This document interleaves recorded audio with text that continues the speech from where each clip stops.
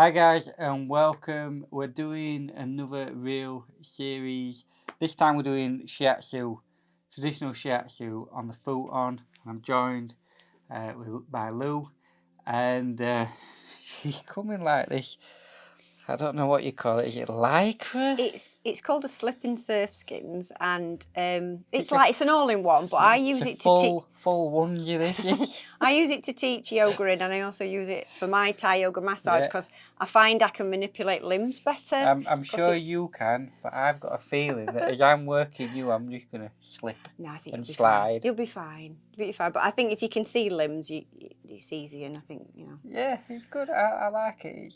It's But tell you what it reminds me of a morph suit. Well, it is like a morph suit. Think about it, and it's a whale shark print. So it's American, and they first made them, and now you can wear it under a wetsuit.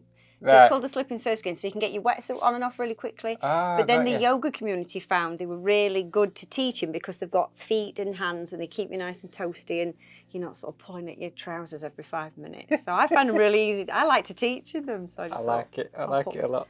Right, so what we're going to do, I want you to head that end. You're going to be face up, because we're going to start with what's called a hara diagnosis. So I just want to check that I'm actually in camera for this. Okay. Yeah, plenty. Right, so do you know what a hara diagnosis is? I don't. Right, so basically what I'll be doing is... sort of throws off your body a little bit here. So what I'll be doing is I'm going to start by doing palpating around your belly. Yeah? Yeah. And what I'm doing is I'm feeling the different energy centers. Now what is weird with this top that you've got on is it creates gaps. Look at that. There's a big gap. So it needs pulling up a bit. No, you're alright. It's just... Okay. It'll be fine. So first of all... press down, I'm fine. First of all, we'll just take a minute. I'll stop me giggling at this onesie. Right. And we're going to take a minute and just centre ourselves. So the first thing we do is we just do a bit of deep breathing.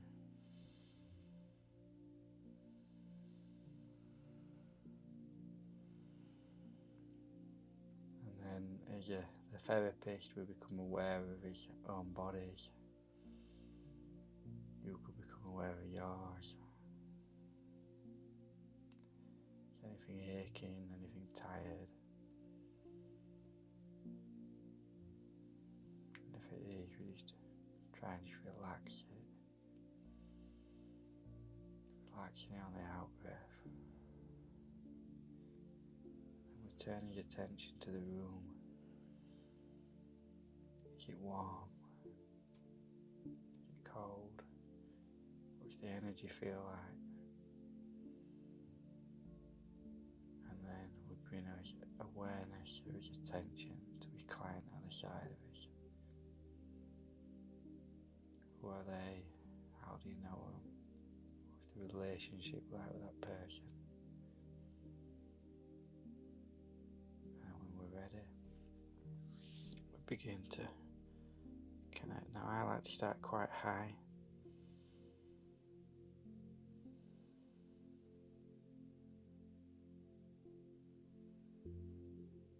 Feel the person's energy, feel the wu chi, the aura.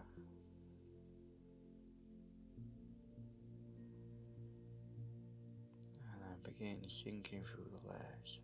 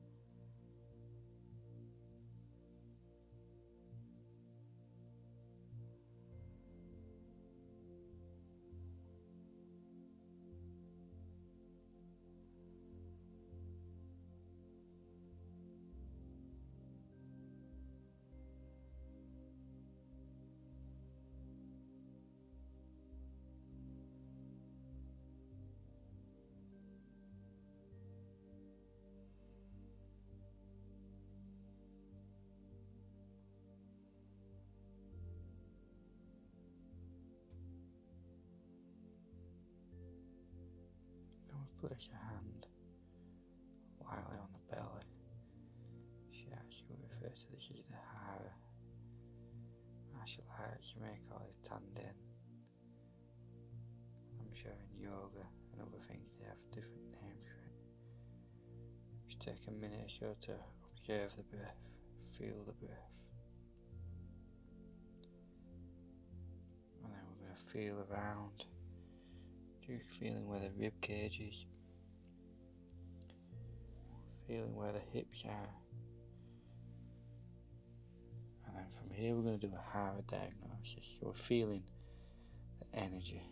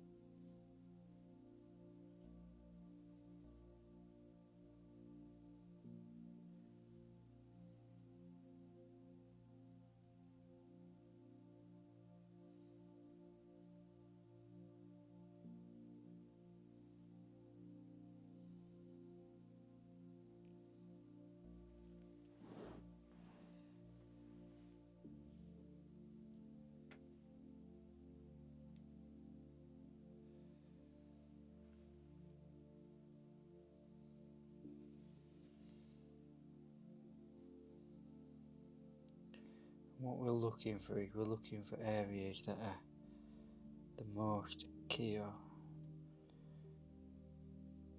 and the most jitsu.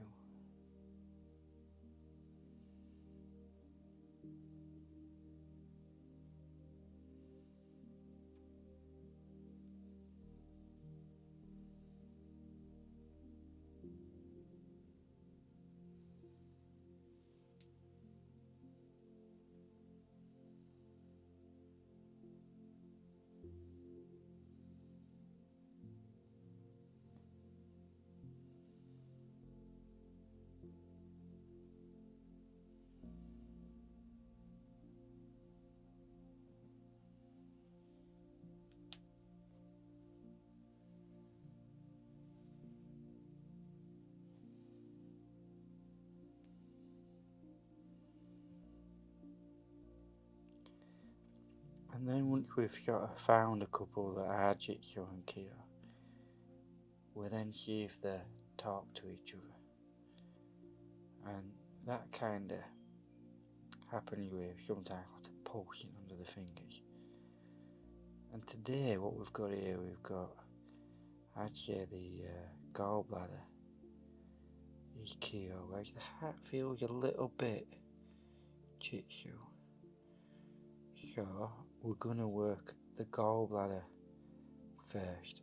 So I'm going to ask Lou in a morph suit if we can just turn on a side so we're facing towards the camera. Do you want me to scooch down a bit? No, it's fine. The gallbladder is one of the longest meridians of the body. And it basically... we start at the wrong spot really. I don't want to start there. But no, when you're talking about stress can probably affect every meridian.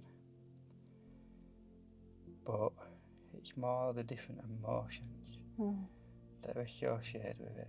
So gallbladder is more to do with planning, organisation,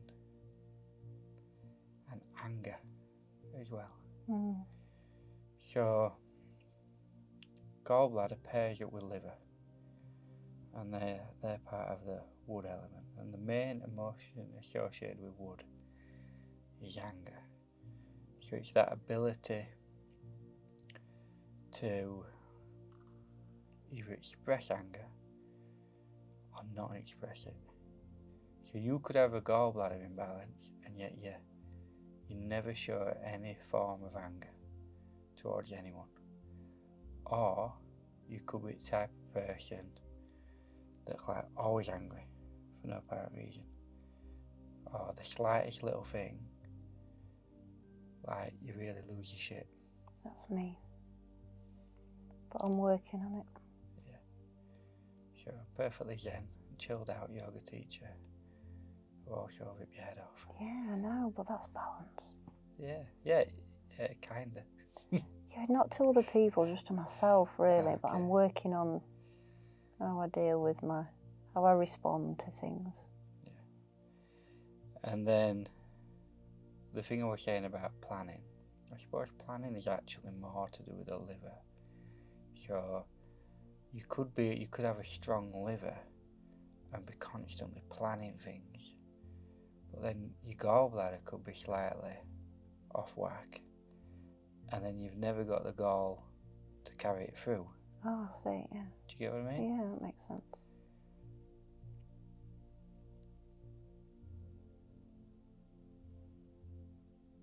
But yeah, the gallbladder is quite a long meridian.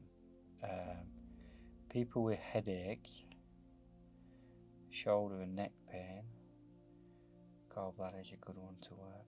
Which is me. Which is you again. And then what I was saying about fire, well, that links in again because, you know, fiery redhead. Mm.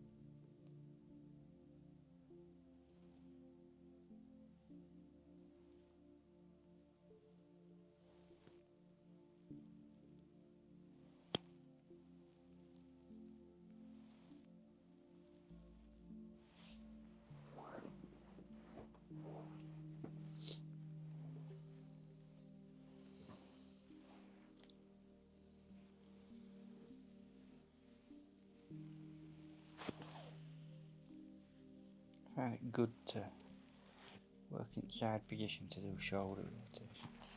It feels good.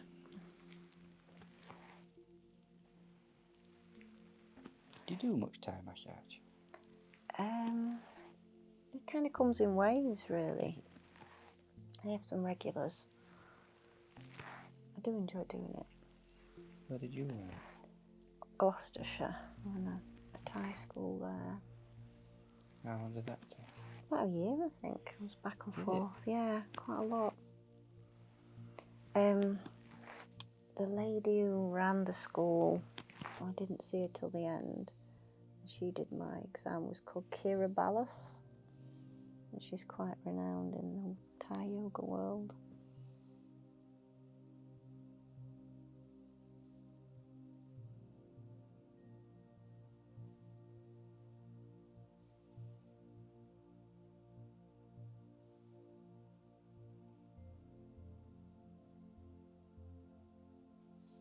You only saw her when you did your exam? Yeah, at the very end of the teachers.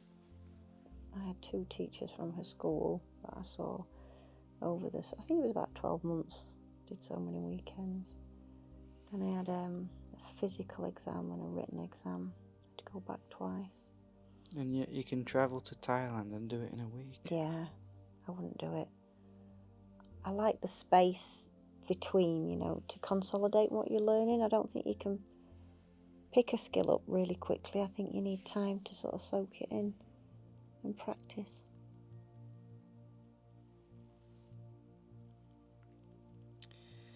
Yeah, I agree with that, but in today's fast-paced world, it seems to be what everyone's doing. I know, but they're just pumping out. You know, what are they pumping out?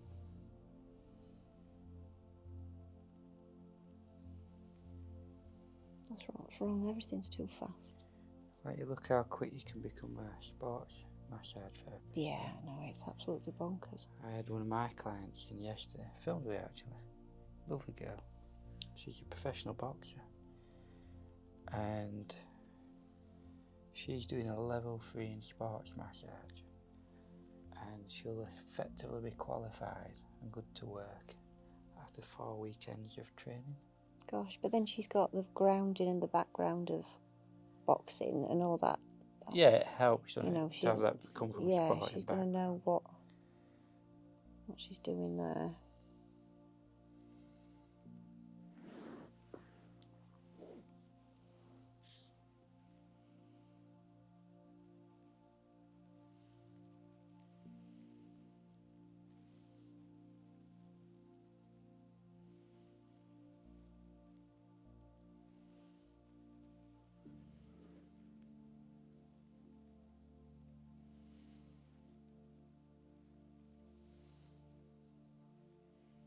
I've been teaching at my son's school for the last about 3 years now on a Friday, and it's usually like year 11 or lower 6. So at the moment it's year 11 and it's year 11 boys. So we do yoga. We've done yoga for a few sessions, and then this last term I've been breaking down some Thai yoga massage with them, and they're massaging each other, and I'm using one of the teachers, and they've loved it. They're off obviously for half term, but it's been really nice watching these, I mean, the young men, and they're all a little bit giggly and a bit silly to start with because they're not used to doing something like this. But a lot of the lads are keen sportsmen, so they're the ones that are really focusing and concentrating, and everybody else, they're really getting into it. But it's nice to see them doing something that, you know, is a little bit different. Yeah. They love it. Someone came up with Shiatsu for kids. Yeah. They teach it in schools, but they call it samurai shiatsu. Oh yeah, that's cute. And I've done a bit of it. I did it on a weekend shiatsu retreat that me and a few other people organised, and one of the people that came along it did this like hour-long presentation or 2-hour-long presentation on samurai shiatsu, and it was quite funny actually, because first of all they got you doing like a load of mobility exercises, but you were like pretending to fly to Japan. Oh, that's You were cute. doing mobility work. Yeah, well, that's what you need. That kids need Yeah. that kind of angle, don't they? And then you were working on your samurai, and you'd have to like polish the armour. Brilliant. Do you know what I mean? And it was just a fun way. Gets them engaged. Yeah, to get people to actually do like a little bit of a treatment on each other. Yeah, yeah. I mean, they start off giggling, and then, you know, within minutes they go very quiet and they get right into it, and it's lovely to see. Because their exams, you know, they're starting revision for GCSE, and that's why I do it in this term, just to sort of give them something a bit more relaxing. It's the last lesson on a Friday, and I'm hoping, you know, it gives them some skills that they can sort of take home and try to, you know, maybe, I don't know, teach the family, or it's like a simple hand massage can be really relaxing. And if they can just switch off for a short while.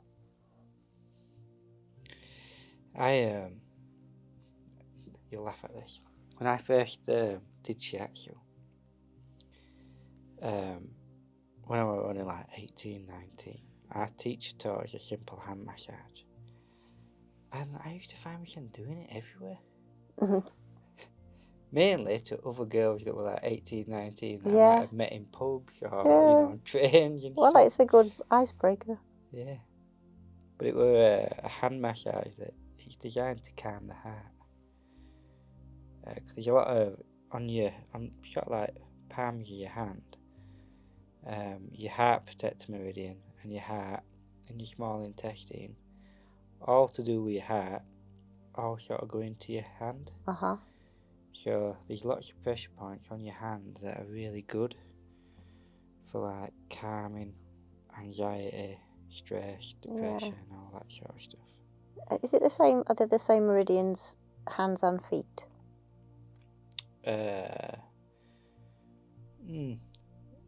No. Because I find if I go sort of to a spa or somewhere, I always book in for reflexology because I just love it. Okay. And I find it the most relaxing thing. And I don't know if it's because I work on my feet all the time and I'm so active. Right, so there's a lot of crossovers with it, as in like you have heart points on your feet as well, right? Uh-huh. Now, traditionally wise, you've got the classical meridian, like the heart meridian, basically goes down your arm. Okay. Yeah. But then you've got the yen extension. So the yen extension goes up through your throat and connects to your tongue. Okay. But then it also goes down all the way down to your feet as well. Right. So that's why I said yes and no. If you're just looking purely at the classical, like what you'd use in acupuncture, then you basically got 6 that go into your arms and 6 that go into your legs.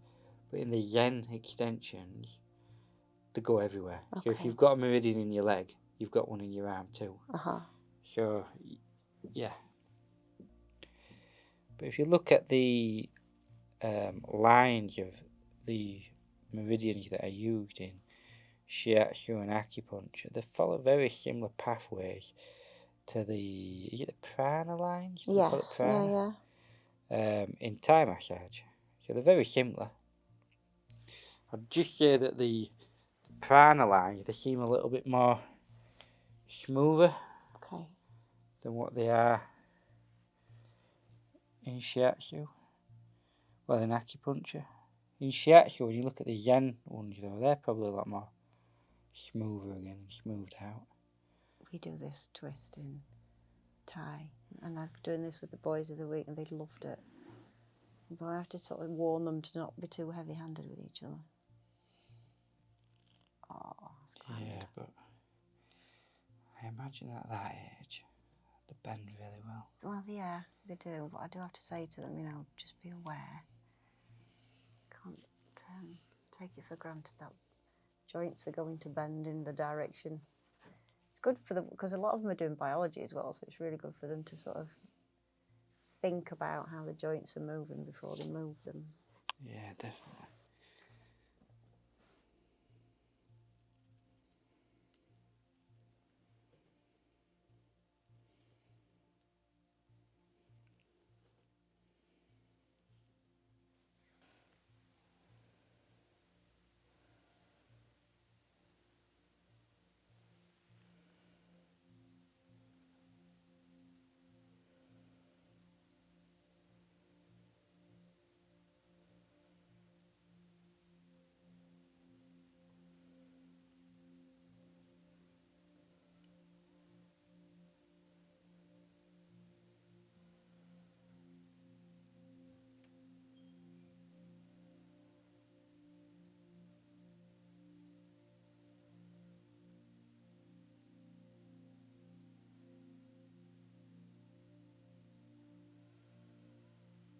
Looking at how long the other side took, we might, because gallbladder is so long, we might only get time to work the gallbladder. Okay, whatever you do is fine.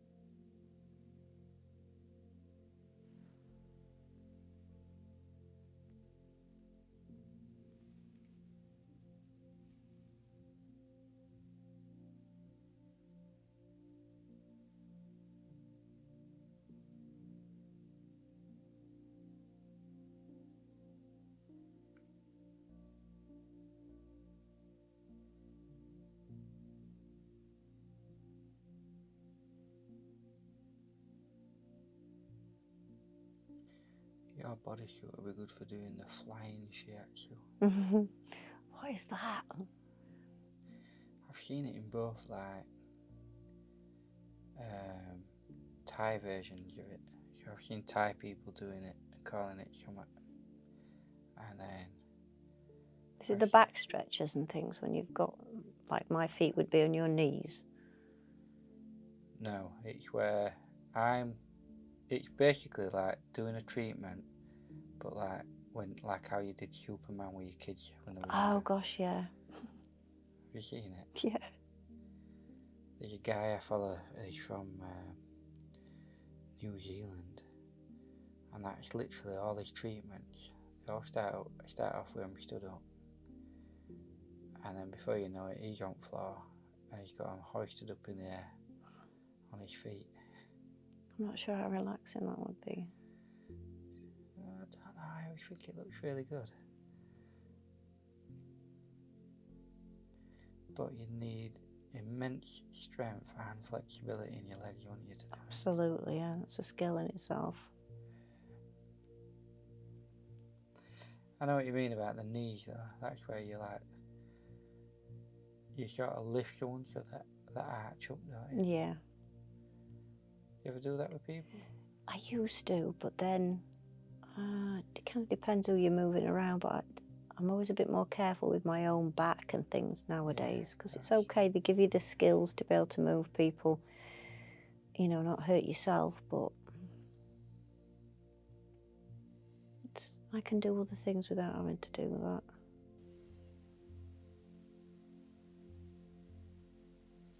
It just looks good, doesn't it? It does. I think half the time that's why people do it. It makes a good Instagram video. I think subtlety is more of an art form.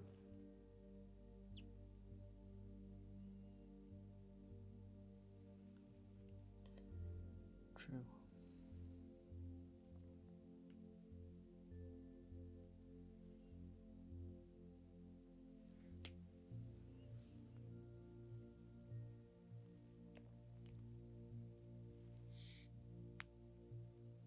See, that is so subtle but incredibly effective.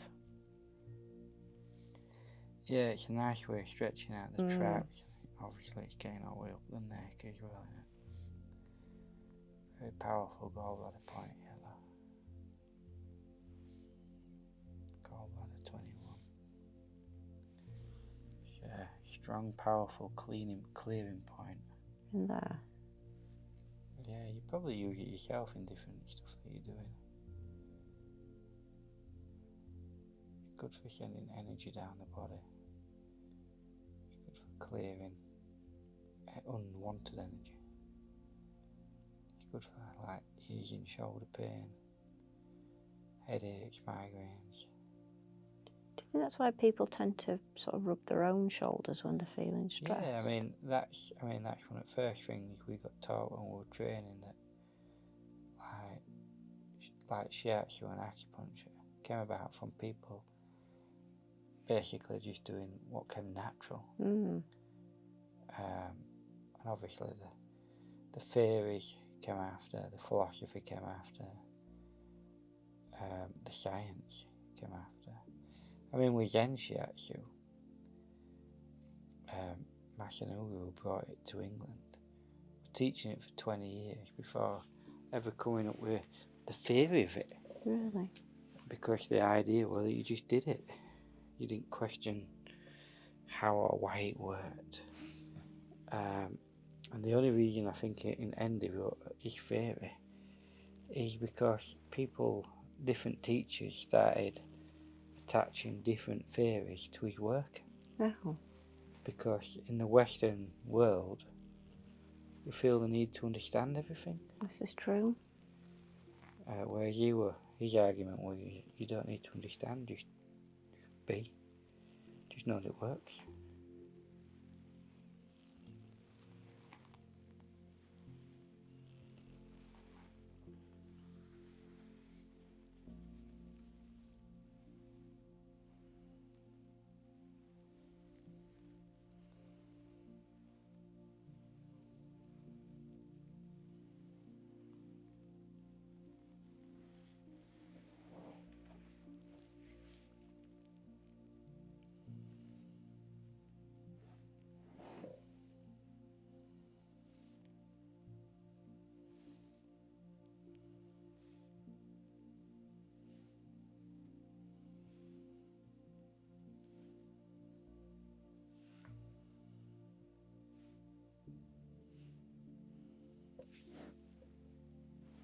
Is it at all is it just therapeutic, or is it at all diagnostic?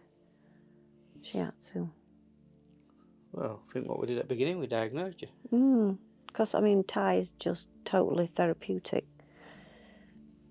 We diagnosed what's out of balance today. So you can feel. So what you're looking for, you're working the meridians that are out of sync right now. So the hara diagnosis, that's what's out of balance at the minute. And if you're doing it like on a client a lot, then you build up a bit of a case history, and you'd see how things change the longer they come to see you. I definitely feel better, you know. That's good. And then if you wanted to do like a chronic diagnosis, there's a back diagnosis you can do that's very similar to the belly one. And obviously, like one of the other things we got taught, not one that I really do because I learn it and I do it like that. Tongue diagnosis. So obviously they're doing acupuncture a lot. But yeah, then we got taught to diagnose via 5-element theory. So that's like just like knowing you as a person sort of thing, and then looking at what's out of balance according to the elements. But they're the sort of main things, and then you visually diagnose someone as well. So you look at the body before you begin, you scan them, and you're looking for areas again that like look key or jitsu. So like from a Western point of view, you might look at it and say, okay, the jitsu area might be an area that's tight, the muscles all tight and bunched up, whereas Kyo might be like lacking in strength and muscle tone. But even then, that's not a guarantee that that's accurate. Okay. You can have false readings.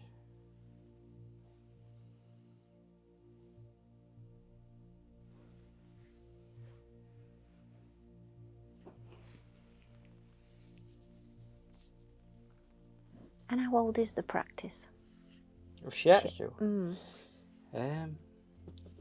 Depends how you want to look at it. So the name Shiatsu, I don't think were coined until the early 1900s. Really? Gosh. Yeah, but obviously it existed as a form of hands-on therapy. There were lots of hands-on therapies in Japan, but the name didn't get coined until early 1900s, or late 1800s maybe. And it simply just means finger pressure. But obviously it comes from a long line of traditional hands-on therapy.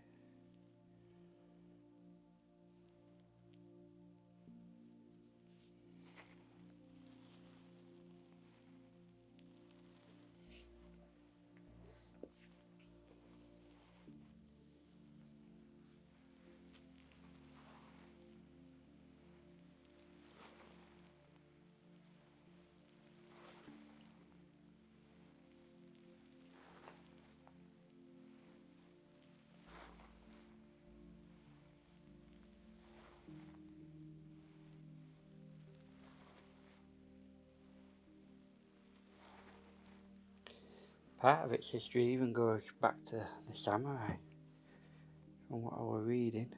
Hence the reason they've made that samurai shiatsu for kids. But there's actually some truth in it, that the samurais were also trained to basically heal each other. So they'd work on each other. Which is interesting because this does still exist in a slightly different form in sort of martial arts.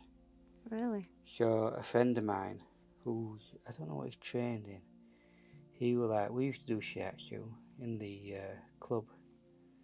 So I was like, okay. So he went and gave me a treatment, and there were a lot of similarities. It was different to something I'd do, but it was good.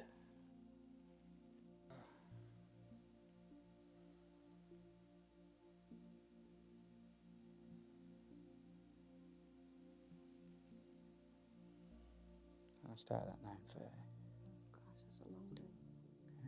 It's longer than normal.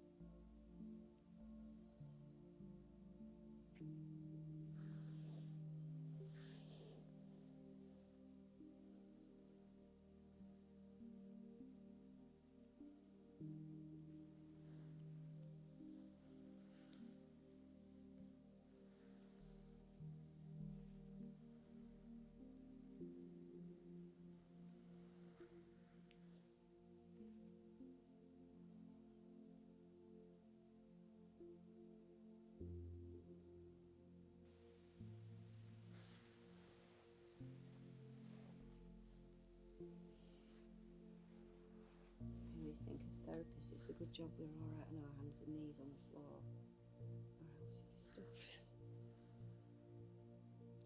Well, I used to do all my treatments on the floor. I used to have this idea that I were quite traditional. You know what I mean? So like, once I'd trained in Shiatsu, I pretty much stopped doing like any other form of massage. And I was like, that's it now, that's all I am. I'm a Shiatsu therapist and I'm only doing traditional Shiatsu, so it's always going to be on the floor. It's going to be fully clothed. And that's that. And it was fine, and I did alright with it, but you know, one day I damaged my ankle. So what I'd done is, I'd been at a friend's pub, and me and my mates had a lock in, and we'd just been play wrestling. Oh no. in like a main hall bit. Just looking back, it's quite funny because like basically you had one who was a boxer, one Shiatsu therapist, and a policeman, all wrestling. Joke. Yeah, and he's quite a high ranking police officer, like really high up there, in charge of like, I don't know, at the time I think he was in charge of something like 200 detectives, and yet we're all wrestling like it was WWE, jumping off tables and stuff. And you know what, that were absolutely fine, even to the point where at one point they got me and they had me dangling out of a window by my ankles. It was fine. I went to get a taxi to go home, and as I was stood waiting for a taxi, I just slipped off the curb and my ankles went crack. And next day when I woke up, it was black and blue and swollen, and I couldn't walk on it. And I thought, well, it's probably broken, but all they'll do is stick a boot on it, so I'll just carry on, I'll just strap it up and I'll treat it myself. So I did, which were fine, but I couldn't physically work on the ground, so I had to get the table out, and then I had to start then doing Shiatsu on a table. So I thought, right, I'll still do Shiatsu, but I'll do it on a table. So I altered it for table wise, and then as I continued, I realised how much easier it is to do Shiatsu on a table. So I just ended up doing it because it took me months. And then I just started incorporating everything else that I'd ever trained in into my Shiatsu, so that all of a sudden it wasn't just traditional Shiatsu I was doing, it was a weird fusion between different massage modalities That's good. and Shiatsu. I think that's good to find your own way. Yeah, to the point where you look at it and you're like, if somebody were to label what I do now, I'd just shrug and say, I don't know. It's not quite Shiatsu, and it's not any particular style of massage. It's just Shiatsu Shane style, isn't it? And that's that. your name's great. Obviously, Shane, but what's the chances of you getting it all that perfect? Shiatsu Shane. Did I tell you there's another Shiatsu Shane? No. Did I not? What, around here? No. So when I first started... Is he definitely Shane? Well, he called me Shiatsu Shane. And what it was, when I was looking at like business ideas, at the time everybody was using stuff like Lotus Healing, Unity Healing, Chi Healing. Do you know what I mean? They're all using these nondescript terms. And I was like, I don't want to be like that. I don't want to have some nondescript term of who I am and what I am. And I thought, when you create a business, you're creating a brand. And I thought, your brand needs to sort of stand out, and people need to know instantly who it is and what they do. So I was scribbling down loads of ideas, and I'd scribbled down Shiatsu, and I'd scribbled down my name at the top. And then I just smiled and I thought, I'll just call myself Shiatsu Shane. Like, once people have heard that, they're not going to forget it. I was like, that's brilliant. So, I mean, there is an element of a comedy factor, but I think that's okay. You know, like you said. Do you think there's a comedy factor? Not a comedy, that sounds a bit insulting, I don't mean that. But do you know what I mean? Because it's obviously SS. Oh, yeah. It rolls off the tongue. Not SS, yeah, but, you know, you could it rolls do. off And the I tongue. do wear black, so, you know. You know. I do torch people's tables now and again. Oh, God. But yeah, so no, like you say, nobody's going to forget. Yeah. But yeah, when I bought my website, so I'd paid for co.uk, and then I looked, and there was another Shiatsu Shane in America. What are the chances? Right, and he got shiatsushane.com, and I thought, wow, unbelievable. So what I did is I created a photo, and do you remember the film Highlander? Mm-hmm. Right. It's one of my favourite movies. Yeah, it's one of my favourite movies. And what I did is I cropped my picture into the picture of the Highlander. Right? There can be only one. Yeah, I did that. I went, and I put at the top, Shiatsu Shane, there can be only one. And I sent it to him, and he just never replied. I emailed him it, because at the time there weren't really social media. Have you not seen the movie, do you think? I don't or know. Have no sense of humour? Well, maybe. I think not wanting to alienate or offend my viewers here, but I do think the Americans do have a slightly different sense of humour to our humour. So maybe he just didn't get it. Maybe he's like, since been cowering in his house, expecting me to burst through the door with a giant claymore to take his head. Yeah, the kilt. They're remaking that, you know. I know, I've seen with Henry Cavill. I'm sure it's ahead. I am too. He better be good, but disappointed. Yeah, but he's going to be good, isn't he? He better be. He's amazing in The Witcher. I've not really got into that. I watched the first few, but maybe I need to give it a bit more time. What I'm saying is, he's pretty handy with a sword. Right, so he's going to fit the role. So he's going to do well at it, isn't he?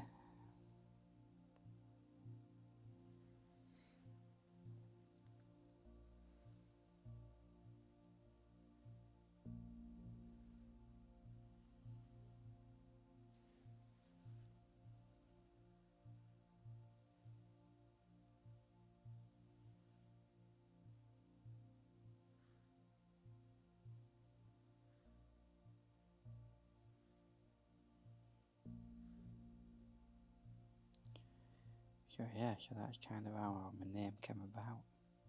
But it does stick, you know, like when I first came to this village, I'd been here about a year. And one day I was in one of the local paper shops down in the village where I live. And I was chatting to the guy who owns it. And all of a sudden, out of nowhere, he says, "What do you do?" And I'm like, oh. And I thought we're going to have this whole conversation where I say, "Oh, Shiatsu," and he goes, "What's that?" And then it's hard to explain what Shiatsu is. So I went, well, I do a thing called Shiatsu. And he just looked at me and went, oh, are you Shane by any chance? Yeah. And I was like, yeah. And he says, oh, yeah. He goes, I've heard of you. So you sort of fix people's backs, don't you? Yeah. And I just went, yeah, I'll go with that.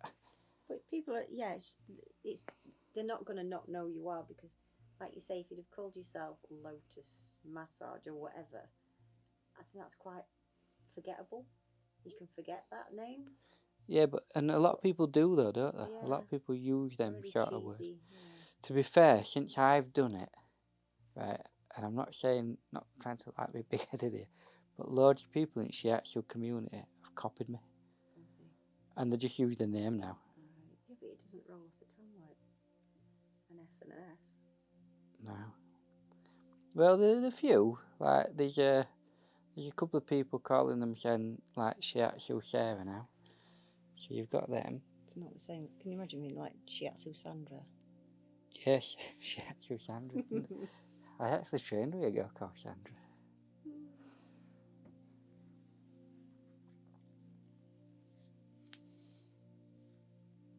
Graceful warriors are my yogis, but I'm graceful warrior. And my best friend passed away many years ago, and she bought me this tiny little pewter Valkyrie fairy with proper butterfly wings set in glass. It's very delicate, very little. And I was just sat one day thinking, gosh, what can I call myself when I first started, which was like 15 years ago. And I looked at her and I thought, well, she's obviously very graceful because she's a butterfly, but she's a warrior because that's what she was. So hence graceful warrior. And I kind of like to think of myself as being quite graceful in my yoga practice, but I'm definitely a warrior. I like it. It just fits.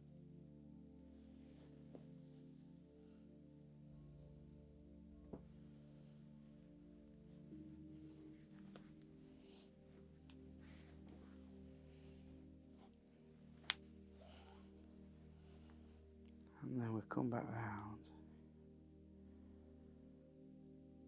to feel your hara to see if there's any change between your heart and your gallbladder. And to be fair, they feel a lot more even now. And actually, when we did that in the beginning, I could really feel a pulsing. Yeah. I can't now. Yeah, they've evened out a little bit. That's good. So we'll bring this session to an end.